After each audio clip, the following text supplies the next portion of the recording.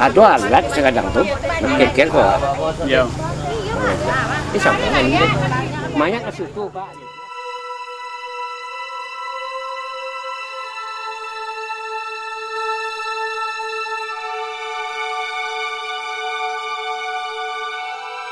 Benarkah jasad The Griff di Durian Gadang Si Junjung, sang penemu pertama batu bara Ombilin Sawah Lunto, masih utuh?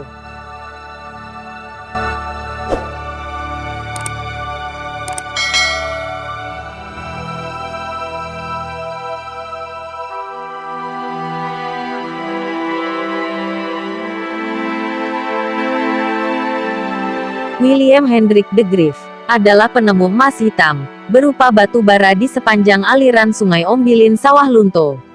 Lahir di Belanda, tanggal 15 April tahun 1840, di sebuah kota berjuluk Vroenakker, atau Franeker, bermakna, negara atau negeri raja. Pada usia 15 tahun, ia sudah menempuh pendidikan formal di Akademi Delft, menekuni bidang pertambangan. Selanjutnya, pada umur 19 tahun, ia berhasil meraih gelar insinyur. Tanggal 27 Desember tahun 1861, De Griff melepas masa lajang, menikahi perempuan cantik bernama Elke, Baroness dan dikaruniai 3 anak. Sebagai seorang insinyur, pada bulan Agustus tahun 1862, De Griff memulai debut di dunia pertambangan di Hindia Belanda, negeri jajahan. Pada saat itu, De Griff awalnya bertugas di Buitenzorg, atau sekarang disebut Bogor. Kemudian, tahun 1864, De Griff bertugas di Pulau Timah, Bangka, lalu berpindah ke Jawa Barat, Pulau Seram. Sewaktu De Griff ditugaskan ke Kepulauan Andalas, Sumatera, persisnya di Padang Sebo, Venlanden. Ia menyelidiki biji tembaga hingga ke Fort de Kock, Bukit Tinggi. Melalui surat keputusan Gubernur Jenderal Hindia Belanda tanggal 26 Mei tahun 1867, De Griff ditugaskan mengeksplorasi lebih jauh tentang mineral yang terkandung di Ombilin Sawah Lunto. Sesudah mengkaji banyak petunjuk yang didapatkan sampai tahun 1869, secara meyakinkan, De Griff menyatakan bahwa keberadaan batu bara di jalur Ombilin memang nyata. Hasil penelitian dia menyimpulkan, batu bara di Ombilin adalah batu bara mengandung kalori yang sangat baik. Diperkirakan, cadangan emas hitam ini tersedia lebih dari 200 juta ton, tersebar di beberapa lokasi seperti Parambahan, Lembah Sugar, Durian, Sigalut, Sawah Rasau, Sungai Durian, dan Tanah Hitam. Setelah menuntaskan penyelidikan di Ombilin Sawah Lunto, De Griff ingin menjelajahi kemungkinan jalur transportasi ke pantai timur Sumatera.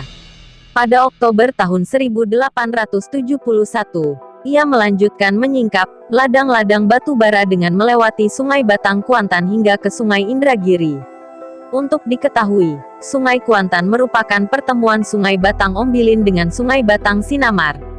Kali ini, penelitian yang dia lakukan di sungai tersebut, membuat dia mengalami kecelakaan naas, di mana perahu rombongan De Griff tenggelam, hingga nyawa sang insinyur itu melayang, pada tanggal 22 Oktober tahun 1872. Kemudian dikuburkan di dataran tinggi di pinggir Sungai Batang Kuantan, tepatnya di Pulau Gadang, Jorongkoto Hilya, Nagari Durian Gadang Kabupaten Si Junjung, Sumatera Barat. Hingga kini makam De Griff masih ada, bahkan sering dikunjungi wisatawan lokal maupun mancanegara. Meski kejadian ini sudah ratusan tahun, konon, jasad De Griff diyakini hingga sekarang masih utuh.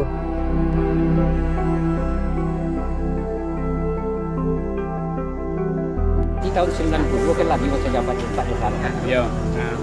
Itu datanglah orang dari Jogja, sampai ke mana? Ada alat sekadang tuh, kekir kok. Iya. Ini sama ini. Banyak ke situ Pak, ya cuma sepatunya rusak sih. Awak tak mencari aja, awak tak tahu, dulu tak tahu kan. Itulah kurang IQ tinggi ya kan. Sih sepatunya rusaknya, yang masuk batu duan, bawa kursi dan semen gitu. Itu pun apa pun. Indahnya bang. Kita orang mesti jom. Jadi rencananya dari dengar kan hari kemau di kota Kole, kemau lalu kapal mampu baru. Jadi pas di situ jangan ada batu itu, di situ terjatuh aja. Tapi ditolong lagi. Oh, jadi beliau mati aja Anjing ya. Teranam ya. Dia sejarah dan apa cerita-cerita yang ada di untuk apanya tiba-tiba yang dua pecah. Kemudian ninyo dia tak ada alat keluar transportasi kedua sehingga dapat sakit malaria. Enggak. Bisa kalau apa ambo tu ingin apa ambo tunjuk di mana batunya tak ada satu. Kau maaf ya pak ibu sekali kan. Nenek ambo ketik nenek boleh. Pas di topian sawah ambo pak. Takut juga. Ini tanya ni orang lagi siapa orang lagi Palembang. Tapi kasih siapa ya kalau nak sawah dulu orang suka tapi dari bagi nenek mau di topian nenek ambo itu sakit. Ada game atau biji dan kena atau biji ya. Bukit asam kan. Bang, tak.